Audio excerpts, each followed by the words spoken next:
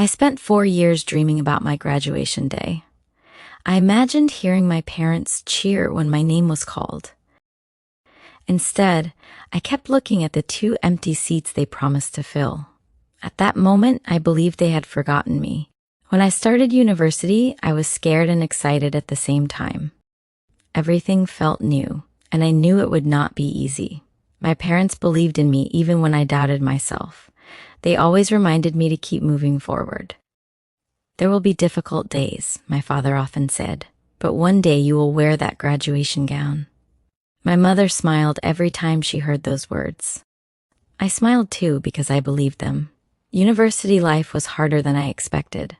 I studied during the day and worked at a small cafe in the evenings. Some nights I came home so tired that I fell asleep with my books beside me. Even then, I never gave up. Whenever I wanted to quit, I called my parents. My mother always listened to me with patience. My father always found the right words to encourage me. Their voices gave me strength. During my final year, everything became even more difficult. My exams were harder than before, and my job became busier. I sometimes slept only a few hours each night. Still, I kept thinking about graduation day. One evening, my mother called me with exciting news. "We already bought our clothes for your graduation," she said happily. My father laughed and said he even polished his shoes. Hearing them so excited made me laugh too. "We will sit in the front row," my father promised. "You won't miss us because I will clap the loudest." My mother laughed and told him not to embarrass me. I wished that moment could last forever.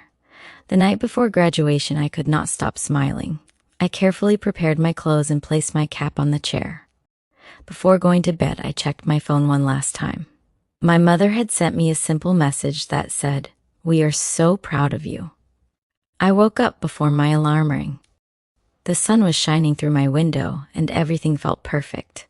I looked in the mirror and smiled at myself. This was the day I had waited for.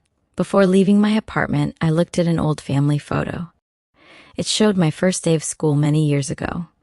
My parents were standing on both sides of me with proud smiles. I quietly whispered, "Today we will make another happy memory."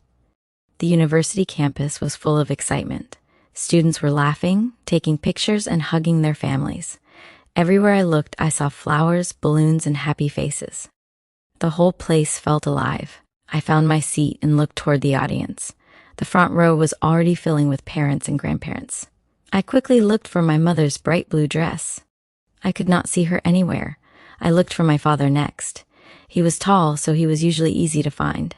I searched every row again and again. His seat was still empty. "It's still early," I told myself quietly.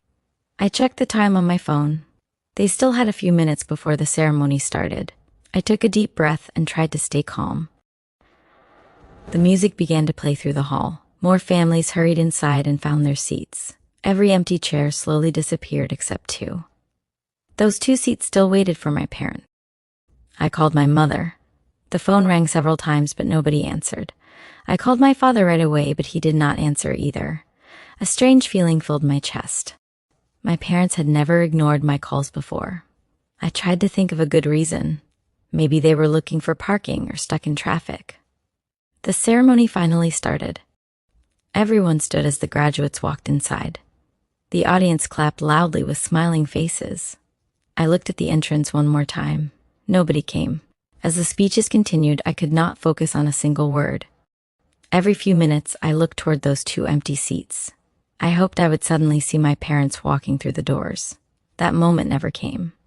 Then my name was called. I stood up and walked across the stage with a smile on my face. I accepted my diploma and shook the dean's hand. Inside, my heart felt completely broken. The photographer asked me to smile for the graduation picture. I smiled because I did not want anyone to know how I felt. The camera flashed for just a second. My happiest photo became my saddest memory. When the ceremony ended, students ran into their parents' arms. Some families were laughing while others were crying with joy. People were taking hundreds of photos together. I stood alone, holding my diploma tightly. My phone suddenly started ringing. My mother's name appeared on the screen. I stared at it until the ringing stopped. A few seconds later, my father called. I looked at his name with tears in my eyes. I could not answer because I was too hurt. I let the phone ring until it became silent again. I walked slowly across the empty campus. The flowers, music, and laughter around me no longer felt beautiful. I only wanted to go home and forget this painful day. I believed my parents had broken the promise that mattered most. When I reached my apartment, I placed my diploma on the table without looking at it. My phone started ringing again almost immediately.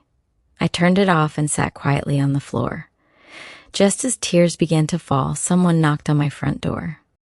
I slowly stood up and walked to the front door. My hands were shaking as I turned the handle. I expected to see my parents standing there. Instead, I saw our family friend, Mr. Lewis. His face looked pale and worried.